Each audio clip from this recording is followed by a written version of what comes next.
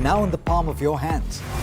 Get ready to seize the day and maximize your financial potential. Stay ahead of the curve with all you need to know on NDTV Profit.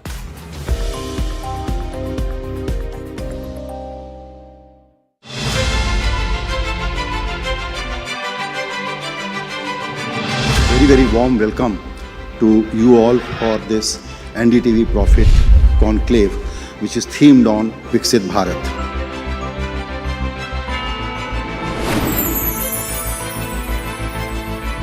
A life which is both taking care of your material needs and taking care of your altruistic needs.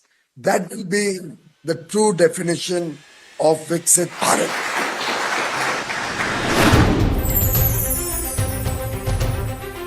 In my view, we are already out of that slowdown.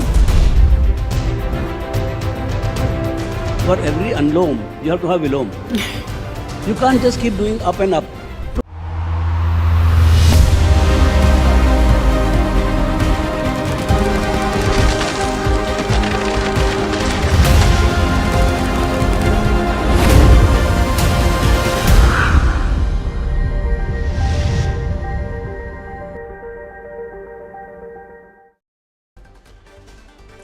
The Nifty Sensex end in the green with Nifty snapping its 10-day losing streak. Adani Ports emerged as the top gainer, surging over 5%. All sectoral indices rose with Nifty Metal and Nifty Media in the lead. Whatever they tariff us, we tariff them. Whatever they tax us, we tax them, says Donald Trump about India during his first joint address to the Congress. India was also highlighted as Trump calls the nation one of the highest tariff imposers. Trump also says that US economy is their highest priority and that this government aims to make America affordable again. Also calls Joe Biden's term as an economic catastrophe. The Reserve Bank of India conveys discomfort with non-bank lenders who offer perpetual lines of credit to customers.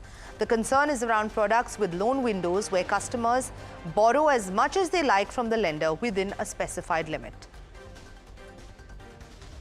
Beating the heat might be costlier this summer due to supply shortage in ACs. Surging demand, supply chain hiccups and geopolitical roadblocks could lead to a dip in ACs in the market this summer. New Zealand and South Africa go head-to-head for a place in Sunday's ICC Champions Trophy final against India. South Africa's Ngidi breaks the opting partnership by taking Young out. Despite that, the Kiwis are off to a good start after opting to bat first.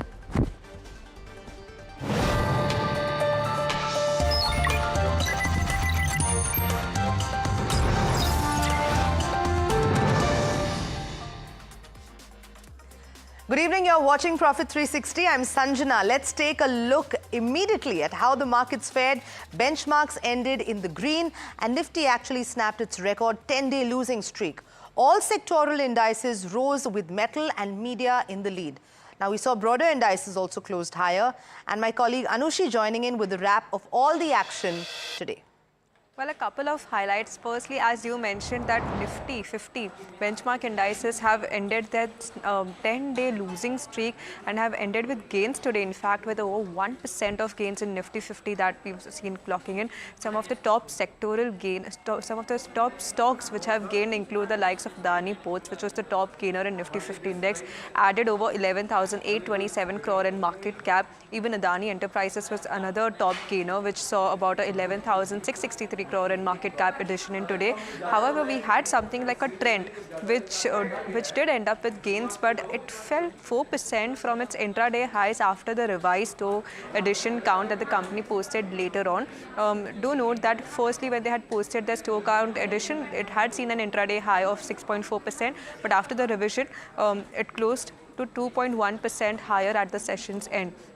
In terms of where the sectoral action is, all the sectoral indices have ended in green. This is not something that we've seen in the last couple of days.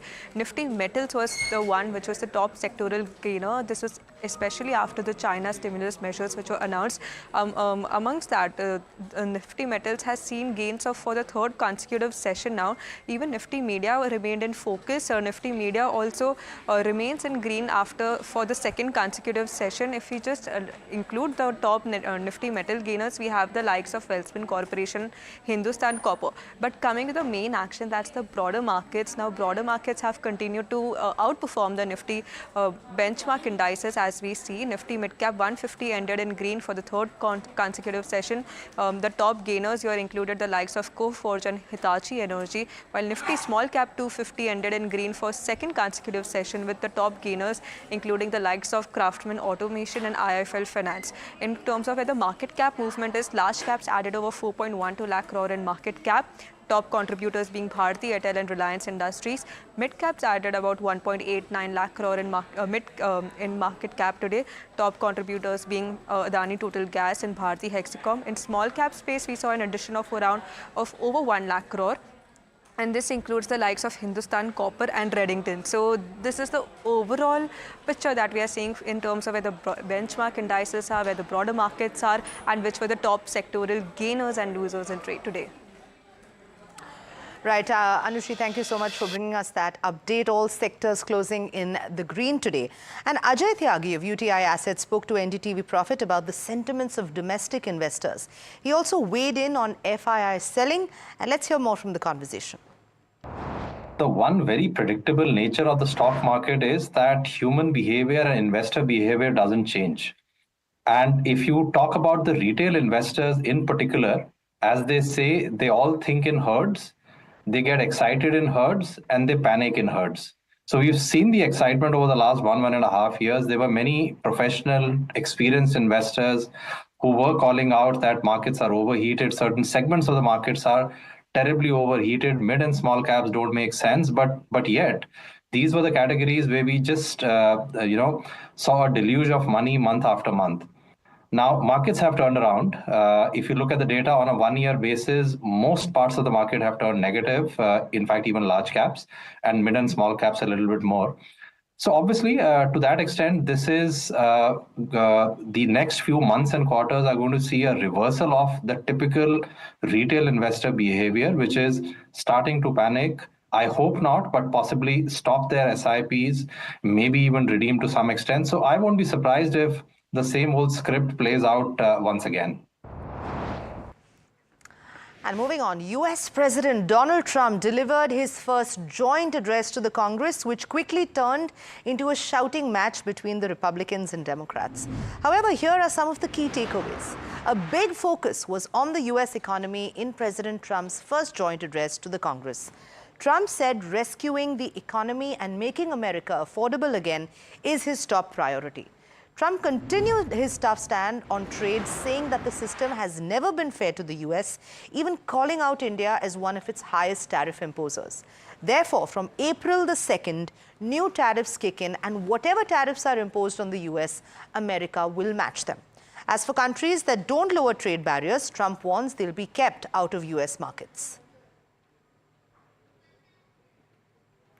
Among my very highest priorities is to rescue our economy and get dramatic and immediate relief to working families. As you know, we inherited from the last administration an economic catastrophe and an inflation nightmare. Their policies drove up energy prices, pushed up grocery costs, and drove the necessities of life out of reach for millions and millions of Americans. They've never had anything like it. We suffered the worst inflation in 48 years, but perhaps even in the history of our country. They're not sure. As president, I'm fighting every day to reverse this damage and make America affordable again. Are about making America rich again and making America great again, and it's happening, and it will happen rather quickly. There'll be a little disturbance, but we're okay with that. It won't be much. No, you're not. Oh. India charges us auto tariffs higher than 100%. China's average tariff on our products is twice what we charge them. And South Korea's average tariff is 4 times higher. Think of that, 4 times higher. And we give so much help militarily and in so many other ways to South Korea, but that's what happens. This is happening by friend and foe. This system is not fair to the United States and never was, and so on April 2nd, I wanted to make it April 1st, but I didn't want to be accused of April Fool's Day. That's not, just one day cost us a lot of money. But we're going to do it in April. I'm a very superstitious person. April 2nd, reciprocal tariffs kick in. And whatever they tariff us, other countries, we will tariff them. That's reciprocal, back and forth. Whatever they tax us, we will tax them. If they do non-monetary tariffs to keep us out of their market, then we will do non-monetary barriers to keep them out of our market. As per the data that we've gathered, it's the machinery sector that has the highest trade deficit with the US, the pharma products, then followed by your pearls and precious stones. This stands at $11.8 and $6.3 billion, and the nuclear reactors at $3.5 billion. There are also other commodities that do have a higher trade deficit and could be negatively impacted. You have your textiles, your knitted as well as your non-knitted apparels, organic chemicals, articles of iron and steel, as well as vehicles. Now, when you talk about sector specific, well, up first you do have the chemical sector, and the top 5 molecules that are imported by the US by value are these 5 molecules. And when you talk about who benefits, well, up first we do have PI Industries. Now, it is the exporter of one of the top molecules imported by the US. You have UPL, where tariffs on China will make the company more competitive in terms of their US manufacturing for 4 molecules that they produce. And then you have Jubilant Ingrevia, which is the only non-China preparedin manufacturer and may see higher incremental volumes across different sectors. Now, talking about the auto ancillaries, well, customers are heavily reliant on Mexico manufacturing to serve US markets. For GM, VW Group, BMW, Mercedes, all have manufacturing units in Mexico and Canada. Direct impact is limited, but indirect impact is there because of the complex supply chains. Now, as company specific, well, you have SAMIL, 4% of their revenues come from Mexico, 11% from China, limited US exposure, however. Bharat Forge, on the other hand, 25 to 30% of our F524 revenues did come from the US. You also have a Sona BLW, 43% revenues from the North America region, and they do also have a small plant in Mexico. And JK Tyre has 3 plants in Mexico. Then you have a Balkrishna Industries, 16% revenue coming from America, and Sundaram Fasteners, where 20 to 25% of the FY24 revenues came from the US. And lastly, you have Timken India, where 15% of their revenues come from the US. So these are the companies in the auto space that could be in focus. And then you have the metal sector. Tariff will have an impact on steel and aluminium prices. Limited impact because of our immaterial steel exports to the US, but there is some tariff impact on aluminium exports, which are 5 to 6% goes to the US. Company specific, Hindalco, the largest Indian entity that will be impacted and will have a direct neutral to positive impact. JSW Steel, their Ohio arm, will benefit because it's 4.5% of their revenue mix. Then you have Cummins. Tariffs on Mexico may create opportunities in the components and diesel engines for Cummins India. And then lastly, you have the IT space. Direct impact is mainly via nearshoring from Mexico and Canada, which is less than 5% of supply. Stocks that are most exposed is an Infosys, LTIMindtree, HCL Tech. Least exposed at KPIT Tech, Tata Tech, and Tata Elxsi. And an eye for an eye will make the whole world blind is what Dr. Ajit Ranade, a noted economist, has to say about reciprocal tariffs. Also tune in at 6 p.m. for a detailed analysis and discussion on the impact of these tariffs in India. The world we are in, though, is moving towards higher and higher tariffs, with the US taking the lead. Now, what happens if reciprocal tariffs come in, and how can we avoid that kind of situation? Clearly, this will be a bad thing for us, isn't it, Dr. Ranade? It would be a bad thing. It's not just bad thing for India, it's bad for the world, because this tit for tat strategy, if I may use another metaphor, not quite appropriate, an eye for an eye will just make the whole world blind, right? So this tit-for-tat mercantilist thinking is not appropriate for the 21st century. This was something we have seen in history, and it just ended up very badly. What happens is that the tit-for-tat tariffs, a reciprocal tariff escalation, not only increases the cost and the prices and it actually decreases volume of trade. And that is a double whammy. So in fact, that will hurt us very badly. In fact, here we are trying to sustain high economic growth of at least 8%, inclusive and sustainable. It is not possible if we don't also have export as a driver of growth. And to be exporting to the rest of the world, we need to have a world which is not acting on these mercantilist tendencies. And this is what Mr. Trump has started. And it seems, that big resounding applause he got in the Congress, I don't know, Senate or Congress, is not a good sign, because this is going to hurt Americans as well. Remember that high import tariffs on goods imported into America will cause inflation to go up. Already there is, high inflation. And in fact, there is one theory that one of big factor leading to President Trump's victory over Biden was the inflation. And this is just going to worsen inflation. So Mr. Trump's idea is to compensate for the high import tariffs by decreasing income taxes to Americans. But that is not possible because the fiscal deficit just is so large already. They don't have room to cut taxes. So Dr. Ranade, very quickly, so what can we do? What can we do? I think we have to aggressively start moving towards lower tariffs. We have to negotiate the average trade tariffs that Indians charge is 13%, as you said, 12%. And our manufactured goods face about 4%. So I think there is room for 7-8%. There is room to talk and reduce it, reduce our import duties. We don't have anything greatly to fear by a flood of American manufactured goods imports into India. I don't think it's a big threat to Indian industry. So, when Trump said 100%, he was referring to Harley Davidson motorcycles. Surely, we shouldn't be threatened by Harley Davidson motorcycles, flooding India. By the way, on agriculture, the difference is that our duties are 39% and US is 4%. There, I think we have an opportunity because one of the major exports of the US is corn, maize. If it comes into India, already we are diverting to ethanol production, and which is causing high cost to the poultry industry. So maize coming into India at lower duties may not be a bad thing. And cotton is something we need to, calibrate.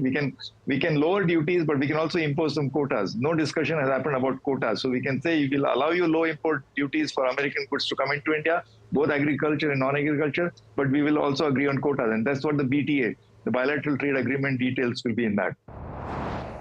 And on to an NDTV Profit exclusive. The Reserve Bank of India has directed large non-banking financial companies to stop and not renew the practice of extending lines of credit to companies. Now, this decision comes from concerns that these repayment structures in these particular advances often disguise the stress that's faced by borrowers. A line of credit, put quite simply, is a flexible loan from a bank or a financial institution similar to a credit card but with a set credit limit. My colleague Vishwanathan joins to explain the impact on NBFCs. So sources are telling NDTV Profit that the Reserve Bank of India has raised concerns with how NBFCs are extending credit lines to some of their borrowers. So essentially, this is specific to perpetual credit lines, or credit lines where the borrower does not have a defined repayment period, has a certain limit available to them, and no such restrictions on how much they can borrow and when they need to repay these loan amounts. In fact, borrowers can borrow money through these credit lines and then repay them over years if they wish to, only paying certain interest amount to ensure that the account continues as a standard asset. Now it seems that the Reserve Bank of India, in a recent meeting with chiefs of NBFCs, has raised concerns with the quality of this product. The RBI is saying that these NBFCs typically do not have any visibility on the borrower's ability to repay their loan amounts and whether they're repaying money using more loans from this credit line, or if they're using funds from their own businesses that currently exist. So essentially, if a borrower has borrowed, let's say, 10 lakh rupees worth of a credit line, of which they have used about 2 lakh rupees worth of loans. So instead of taking money from their own business lines, they would borrow maybe more money from the existing 10 lakh limit and then repay the old loan. This ensures that their outstanding loan amount does not change, but the account remains standard for a longer period of time than necessary. The RBI has suggested to these NBFCs that they may want to slow down on these loan products and eventually stop them over time and not create any kind of a away any kind of disruption in the existing loan product, because currently about 50 to 60,000 crore worth of loans have been extended by NBFCs to borrowers. These borrowers could include salaried individuals. It may also include small business owners and self-employed individuals who might be borrowing money from large NBFCs. And it's another NDTV Profit exclusive. Ola Electric has decided to process vehicle registration in-house to cut costs. That is significant because the EV maker could register only a third of its sales in February. My colleague Tushar now joining us with all of the details. Tushar, give us some context. Why is this actually important, and what does this news, what is the impact of this now? Good evening, Sanjana. So what Ola Electric is now doing, and sources are telling us, is that the company is looking to do the vehicle registration process in-house to cut costs. It believes that the in-house team can reduce the cost of registering a vehicle, which is about rupees 1,500 to 1,800 rupees, to about 300 rupees. So by a fifth almost, they can reduce the cost of vehicle registrations. That was the amount that it was paying to vendors like Rosmerta. Now, Rosmerta Digital Services. Now, the company has severed its ties with Rosmerta Digital Services, but it has not paid the dues owed to this vendor, which is about 17 to 18 crore rupees. So still that's pending.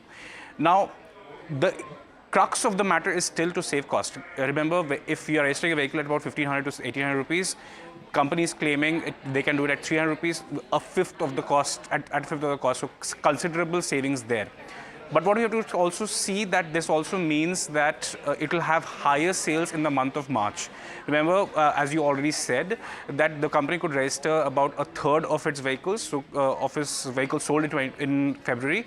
So the company sold about 25,000 scooters in February, but only about 8,300 were registered. Including these unregistered vehicles, the company should clock sales of 42,000 units in the month of March. So the crux of the matter is still to save costs, but it also means that the part towards profitability is going through so small or granular details for the company. Absolutely, Tushar. Thank you so much for putting that in perspective. Ola getting in now to some registration issues and more exclusive stories coming up. The government has concluded public consultation on forming regulations for the Digital Personal Data Protection Act. Now, Rishabh joins in from what he is picking up. Right, this is coming in from the Ministry of Electronics and IT. Our sources are telling us that the public consultation process for the DPDP rules has concluded. This comes after the government had already extended the deadline from from February 18th to March 5th. And today is when the deadline is exempted, and there will be no extensions to this. Remember, the initial draft of the DPDP rules came in after about a couple of years. It took about 18 months for the DPDP rules to come out on January 3rd this year, finally. There were a lot of concerns coming in from the industry, following which Union Minister Ashwini Vaishnav had also held a public consultation session and addressed these various concerns. Some of these concerns were the fact that in the DPDP Act, the data breach reporting timelines were very unclear. Another concern that came in was on international data transfer. So transfer of Indian data to other countries, to servers based in other countries. That was another issue that industry seeked a lot of clarity on.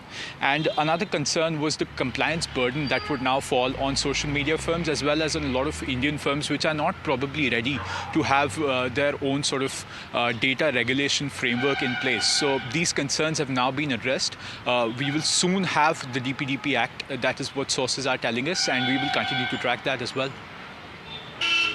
I wanted to ask you, so what was the need for actually taking these public consultations in the first place? And if you could just give us some context and background for this. Right. So public consultations are a procedural thing. They are taken for any sort of bill that is taken, that is passed by the government, and then the ministry then takes it on itself to consult all the public stakeholders that are involved. That includes investors, that includes large social media firms such as Meta, such as Instagram, such as YouTube, as well as companies like Zomato and Swiggy, which also harbor a lot of data in terms of addresses, personal information. So the way they will govern the data that they already hold of these Indian users, that is what was required. A framework was required for these companies to sort of hold, store and process this data, and the DPDP Act will now give a way forward on how this will happen. Right, Rishabh, thank you so much for bringing us those updates, the protection for digital personal data soon. And that's all the time we've had on this edition of Profit 360. Stay tuned to NDTV Profit for more news and updates.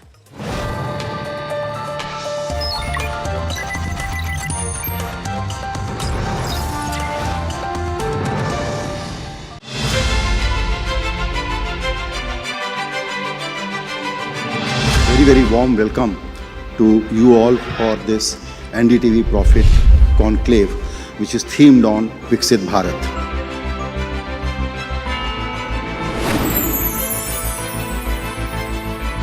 A life which is both taking care of your material needs and taking care of your altruistic needs. That will be the true definition of Viksit Bharat.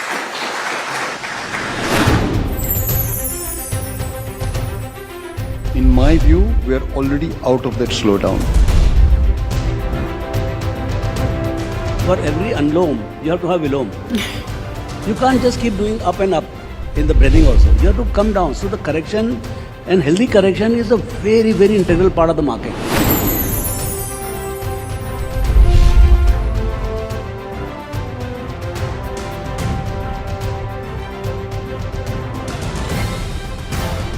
The private capital expenditure, from where I sit, I see that private capital expenditure is happening. Any tariff coming on Indian goods will be passed on to American consumers, and Indian companies will not be affected. We feel fairly good about the fact that we can compete with various ports. Actually, instead of Viksit Bharat, we should call it Re-Viksit Bharat.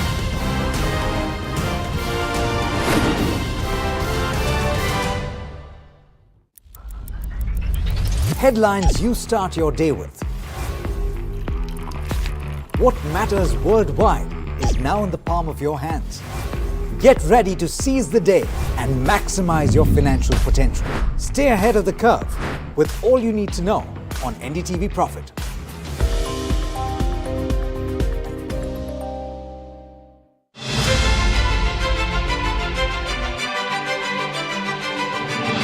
Very warm welcome to you all for this NDTV Profit Conclave, which is themed on Viksit Bharat.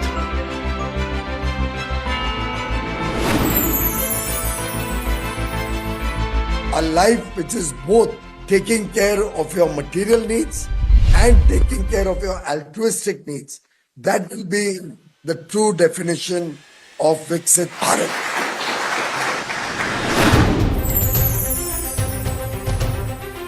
In my view, we are already out of that slowdown. For every unloam, you have to have vilom. You can't just keep doing up and up in the breathing also. You have to come down. So the correction and healthy correction is a very, very integral part of the market.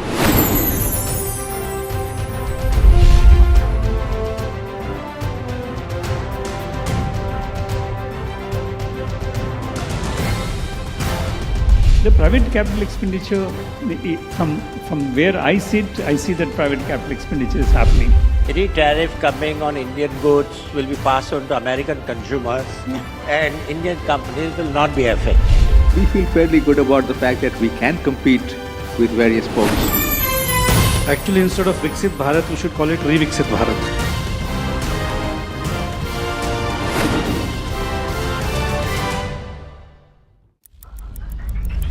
Headlines you start your day with.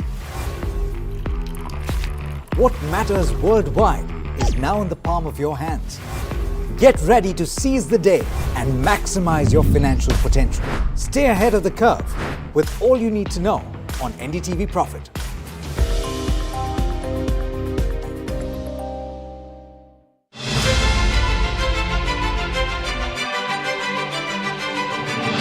very, very warm welcome to you all for this NDTV Profit Conclave, which is themed on Viksit Bharat.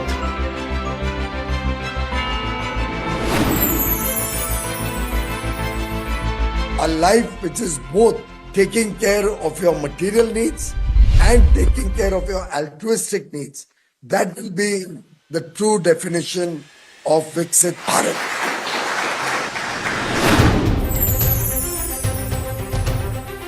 In my view, we are already out of that slowdown. For every unloam, you have to have vilom. You can't just keep doing up and up in the breathing also. You have to come down. So the correction and healthy correction is a very, very integral part of the market.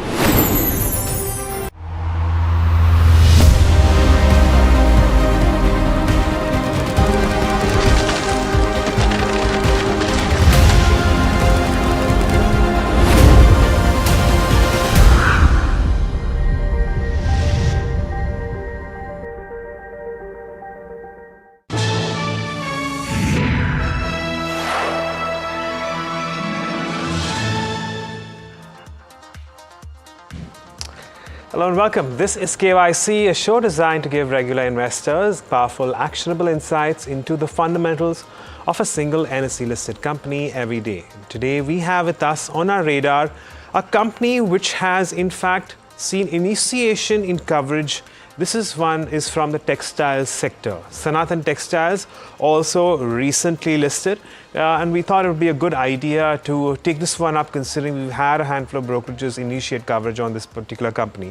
So, well, as the name suggests, it is in fact in the business of textiles. It has presence which spans across sectors, which would include something like polyester as well as technicals, technical textiles. And it has three yarn verticals, essentially: polyester, cotton, and yarns from technical textiles and industrial uses.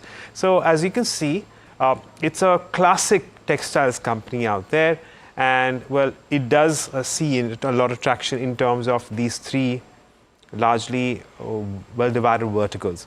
As far as the products are concerned, as on June 24, 2024, the company manufactures more than 14,000 varieties of yarn products with SKUs in the excess of, well, around 190,000. So it is significant in terms of the kind of traction that we are seeing for this particular company. And we're going to talk about the fundamentals of the company, sure, fair enough. But, at least as far as this particular company goes, well, like I said, mostly deals in polyester yarn, along with cotton and, some of the other technical ones, where, well, my colleague Mahima, when she joins us, will also give us a better idea of how the split comes through. Well, speaking of which, let's take a look at all the factors that we're going to talk about and judge the company on the base of what it has in fact done in the past. So naturally, we rate the company on the income statement, and then we talk about the balance sheet. The income statement will give you a fair idea of how things have panned out for its revenue growth, its operating profits. And of course, along with the balance sheet, we also talk about the cash flows. And based on that, the kind of return ratios that we are seeing as well. And we move beyond that to take a look at your shareholding, street credentials, valuations, and outlook. And that would give us a better idea of how things could potentially pan out for the company. But on that note, let's get in my colleague, Mahima Vachrajani, who's also joining us, and to give us more insight into the company. So Mahima, welcome back. And thanks for taking the time to tell us about the top line and the profitability of this particular company. I'm really surprised that it did list at a very opportune time, especially given the fact that, well, what you're about to tell me. Right, absolutely. It got listed on 27th of December, and that's when it did see good amount of listing gains as well. Yeah. But we'll talk about the stock performance a little later, in the show. But 9 months FY25 performance have improved quite a bit. The revenue stood at 2,266 odd crores. EBITDA stood at 195 crore. Margins stood at 8.6 crores, and net profit stood at 116 odd crores. Margins have improved from around 7.9% to 8.6. This 7.9% figure was in FY24. FY24 revenue stood at around 2958 and EBITDA stood at around 227 odd crores and net profit stood at around 134 odd crores. So while the 2-year CAGR picture is a little down the road, but overall 9 months FY25 performance has been strong, and in terms of YY growth also EBITDA saw a growth of around 32 odd percent and net profit also saw a growth of around 43 odd percent. So, that's as far as your top line goes. And of course, a lot of these numbers are from the DRHP, which also gives you an idea about how things have panned out for this particular company. And remember that if we are going to see a decline, it's really surprising that we've seen so much traction in its IPO, which means that the prospects of the company could potentially be much better. But I'm going to move and shift focus to the balance sheet there. And again, in terms of the balance sheet, it does have a significantly high gross debt.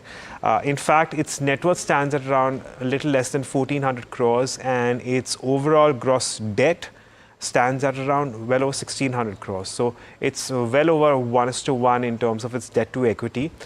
Sure, textile companies in general do have some amount of debt. A lot of this debt is required for working capital and to a certain extent expansions if they have that in plan.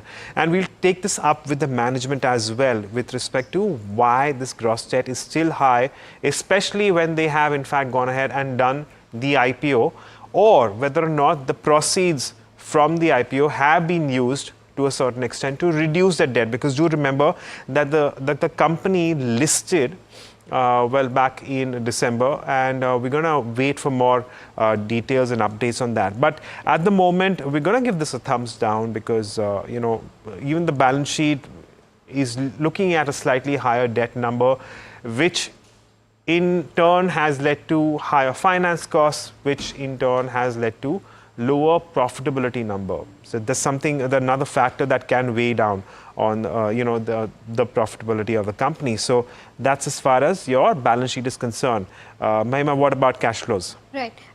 Just before I move on to the cash flows, just a brief about the IPO. It was a fresh issue of 400 odd crores, right, and an offer for sale for 150 crores, out of which they had said that around 160 crores will be used for repayment of borrowings, right, and around 140 crores for investment in subsidiary, and of course there also repayment of borrowings. So just to give viewers that context. In terms of cash flow, well, the cash flow from operations picture has improved for this particular counter. In first half of FY24, the cash flow from operations stood at around 16 crore, which has improved to 64 crores now in first half of FY25. But overall, net cash flows position has weakened a bit from around 5.7 odd crores in first half of FY24 to 14 odd crores in first half of FY25. And this is because of two main reasons.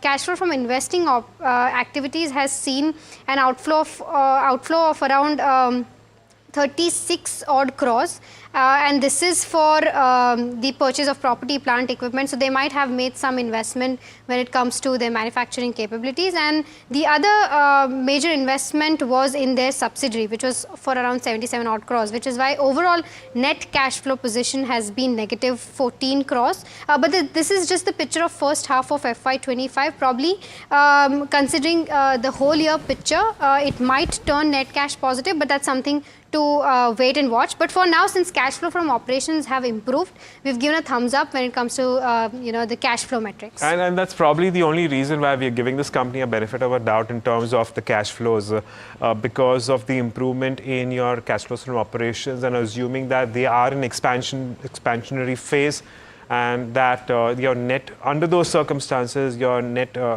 cash flows or your free cash flows won't be present at this point in time, assuming that the company is looking to grow.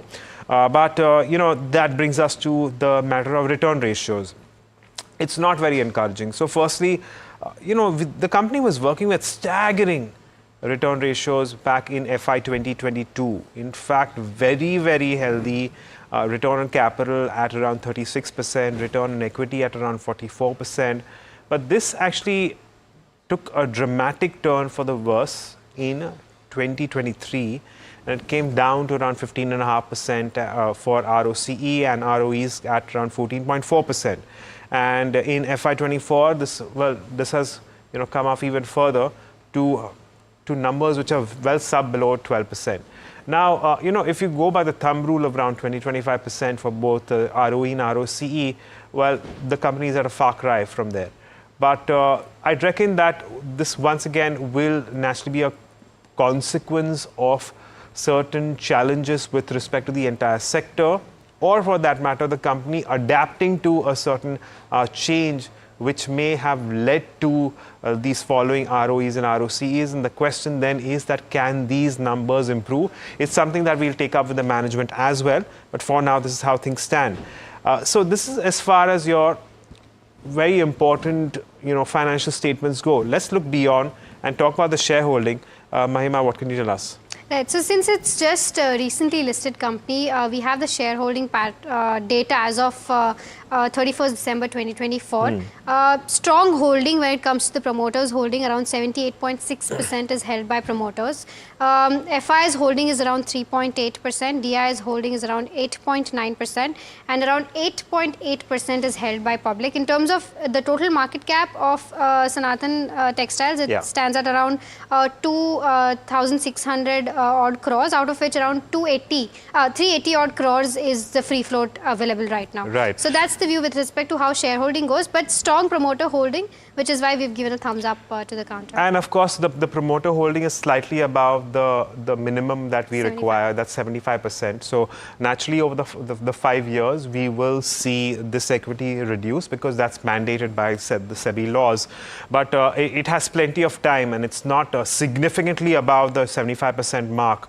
So that's something I reckon that investors can keep in mind. But like I said, the company has plenty of time to bring their shareholding, the promoter shareholding, from 78.6% to 75%. But in terms of street credentials, as Mahima mentioned, that it had a very strong listing. And since then, we have seen a deterioration in your broader markets as well, where your mid-cap and your small-cap indices have come off significantly. And this particular company is no exception. So we have seen a 25% decline since its listing price. From its listing price. In fact, it's trading near its issue price right now, a little bit of depreciation there. And it is also down around 14% on a calendar year to date. So there has been weakness here. That's as far as street credentials go. But I'd reckon that, two of the most important factors that we are watching out for is valuations and outlook, because a lot of things hinge on this. So, Mahima, valuations. Right. So, when valuation comes into picture, Sanathan Textiles, as compared to its peers, the forward valuations look, attractive. And of course, this is on the back of the kind of growth also. So, for Sanathan Textiles, we've taken the forward valuations from the ICICI Securities reports, in which they have said that by FY26, they expect the revenues to double for this particular counter, which is why, the valuations as compared to FY25 slightly rise to around 18.3. But when compared to peers, the valuations look attractive for Sanathan Textiles. KPR Mill, forward valuations as per Bloomberg stand around 32 times and will come down to 25 odd times. Vardhaman Textiles has slightly lower valuations as compared to Sanathan Textiles, but it is not as diversified as Sanathan Textiles is. So it has forward valuation of around 12.5 times and 11 times. Indocount has similar valuations as compared to Sanathan, and Garvey Technical.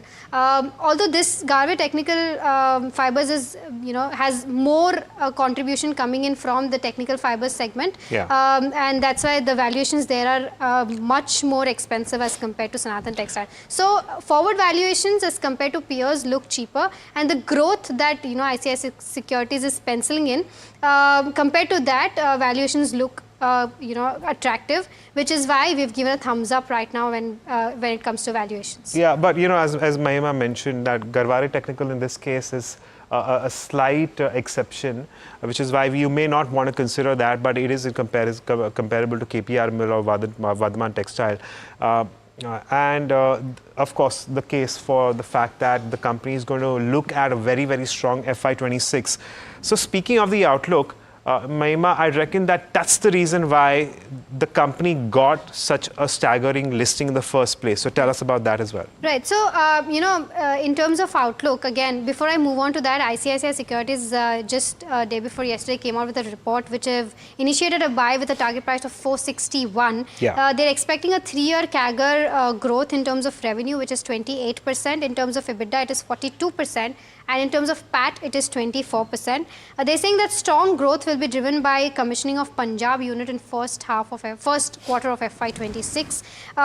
Now, what they're talking about, the Punjab factory, the unit that they're talking about, they are expanding their manufacturing capacity there. They have advanced stages of commissioning a greenfield capacity in Punjab, and they're also anticipating commissioning cotton yarn operation of Unit 4 in Silvassa factory as well. In terms of capacity expansion plans overall, polyester as of FY24 stood at around 2,750 metric tons, which will go to around 4,56,000 metric tons by FY27.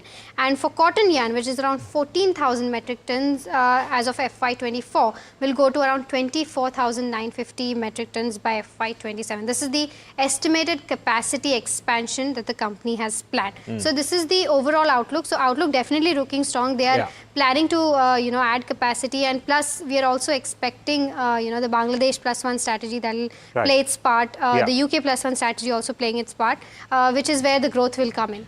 Right. So, well, we do have the management here with us, but I want to take you all through the overall ratings. And this is where the outlook and the valuations become extremely important. So, if you judge the company not by what it has done so far, but what it is expected to do, that's when things change completely and dramatically. Sure, a lot of the ratings that we've given the company are on the back of the history, but it does seem like the outlook is strong. It's not overtly expensive at the moment, which is why, maybe the ratings that we are giving to this company may not necessarily be something that you'd want to go buy. That said, we're still looking at a 4 out of 8 as far as their overall rating is concerned. But on that note, let's get in the management of the company. We have Paresh Dattani. He's the CMD of Sanatan Textiles, and Sameer Dattani. He's the Executive Director at the company. Paresh, let me start with you. I reckon that all the focus is now going to be on what the top line can look like in FY26, your greenfield expansion that you have planned for, and the kind of contribution that can bring. So my first question is that if you could give us timelines on your greenfield expansion, and when can that start coming into play, and at what point in time will it meaningfully start contributing to your top line and your bottom line? Yeah, good morning. As far as the Punjab facility is concerned, we are in the advanced stage of the plant coming up. We will be commissioning in the first quarter, FY26. And we will be starting that in a phased manner and coming up to the full capacity in about a month and a half or 2 months from commissioning. So that by the end of the first quarter or a month more than that, we should be down to the full capacity. So if you look at the overall capacity of this plant in the first phase, we are putting up 255,000 tons of filament yarn, which would give us a top line of about 2,900 crores. In the first year, that's FY26, we should do about 70% of that, which should be close to 2,000 crores. This and the existing Silvassa facility, which is giving us 3,000 crores in FY25 also. So we should end the top line of FY26 at about close to 5,000 crores. Okay.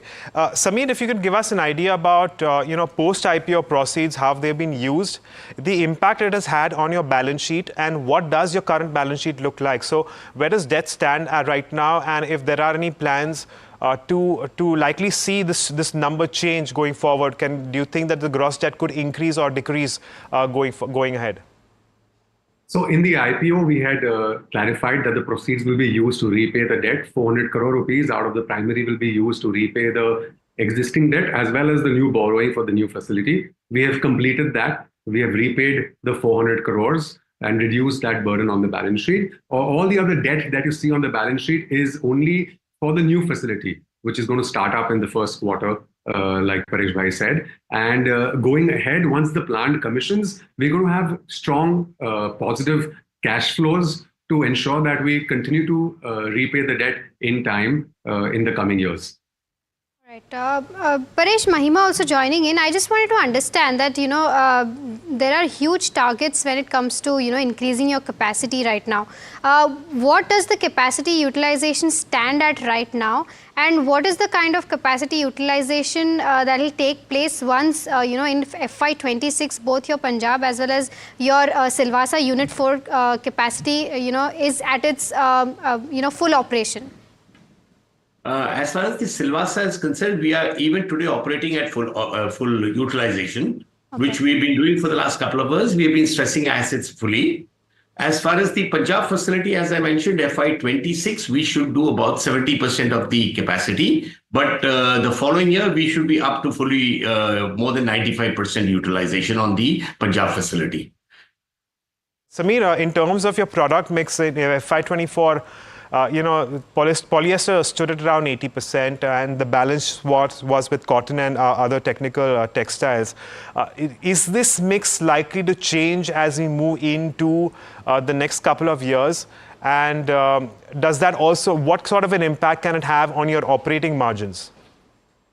So what's interesting about us at Sanathan Textiles is that we are, in three segments of the textile chain: in polyester, in cotton, and technical textiles. Now, if you've